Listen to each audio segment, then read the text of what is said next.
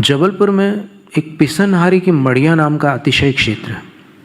जब वहाँ पर उसकी सब विधियाँ हो रही थी, प्रतिष्ठापना महोत्सव चल रहा था, तब जो कार्यक्रम है वो तो मंच पर होते ही रहते हैं, सभा जो रहती है वो सभा मंडप में लगी रहती है, लेकिन एक कक्ष अलग से होता है जिसमें मंत्र जाप होती है।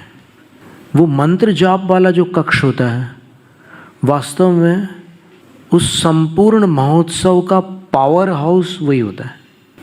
आप ये समझ लो कि जो मंत्रों की ऊर्जा है वो बिजली का काम करती है। तो वहाँ पर कोई ना कोई हमेशा 24 घंटे जप करता रहता है। तो वहाँ कार्यक्रम चल रहा था, जन सैलाब था वहाँ पर।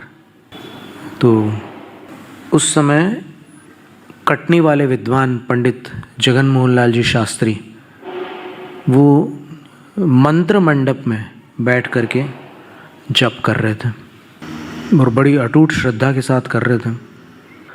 अचानक कोई चिल्लाता हुआ आया और उन्होंने पंडित जी को कहा कि पंडित जी सभा मंडप में आग लग गई है। और वो इतनी भयानक आग और इतने सारे लोग बैठे हुए हैं। तो पंडित जी ने ऐसे देखा उनकी तरफ और फिर एक बार उन्होंने मंगलिक, जो चत्तारी दंडक जिसको कहते हैं, जिसको मंगलोत्तम शरण पाठ भी कहते हैं, वो पढ़ा। चत्तारि मंगलम अरहंत मंगलम सिद्ध मंगलम साहु मंगलम केवली प्रणत धम्म मंगलम। 127 अक्षर का होता है ये। उन्होंने 127 अक्षर पूर्ण करके जो समाचार लेकर आया था उससे कहा कि जाओ बुझ गई है।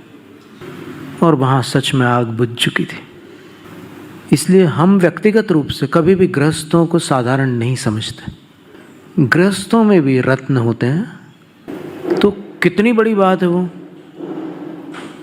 मंडप की अग्नि बुझ गई तो आज भी भगवान की भक्ति में वही शक्ति है, लेकिन उस शक्ति को संजोने वालों की संख्या कम है।